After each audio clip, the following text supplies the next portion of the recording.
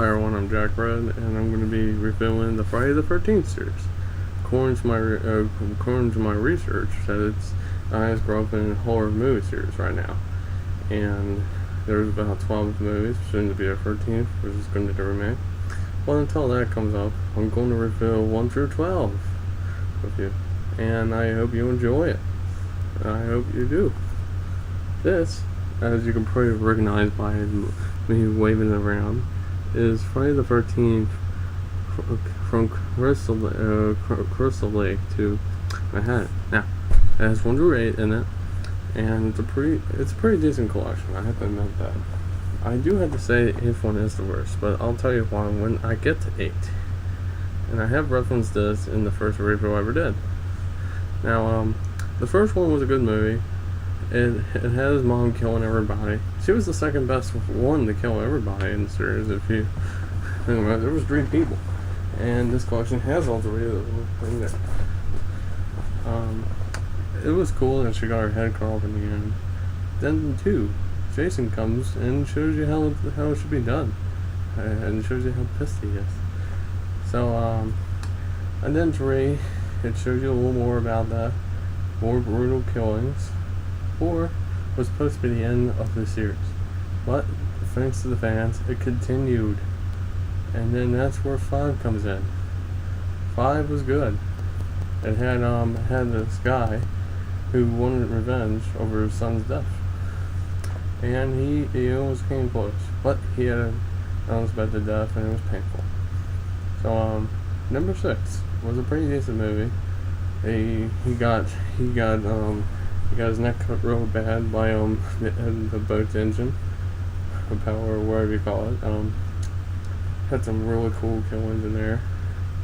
7's still my favorite because okay, that and Freddy vs. Jason. I'll get to Freddy vs. Jason.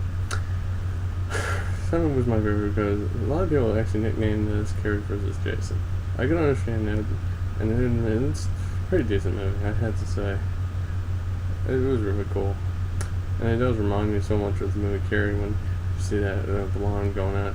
And I had to confess, I have a thing for blonde women. So next up is 8, the worst.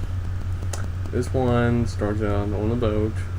They're going on a cruise to New York, and they decided to go to New York for some odd reason. And Jason comes. He starts killing some people in New York, along with some people he came for. And some getting flushed. What I mean by flushed?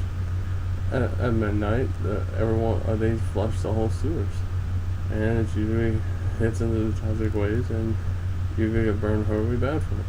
Or if you do survive it, smell really bad.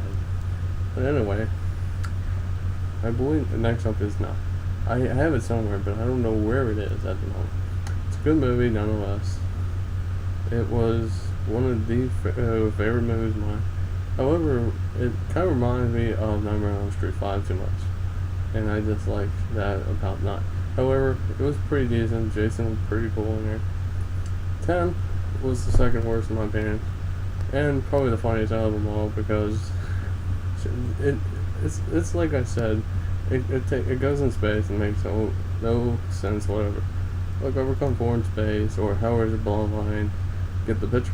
Oh, they even did the same thing with Draco. That pissed me off too.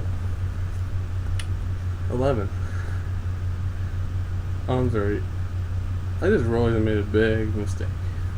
I told you that there was 12 and there's 13. Then I realized that the 12th one is going to be Freddy vs. Jason. I mean, the 11th one is Freddy vs. Jason. 12 is going to be Ring. So I hope you guys don't get pissed at me. I just corrected myself so you don't have to. Next up is Freddy vs. Jason. I actually went to the movie theaters once to see it, went to the drive-in twice to see it. I was crazy about the whole crossover. And yes, I will review this movie again when I do Friday the 13th. God, I'm not on Elm Street series. But, and now my thoughts on the remake is that, it's going to be a good movie. I can tell you that. I hope they have Kane Hodder, the guy who did really good as Jason. But yeah, he did a hell of a job.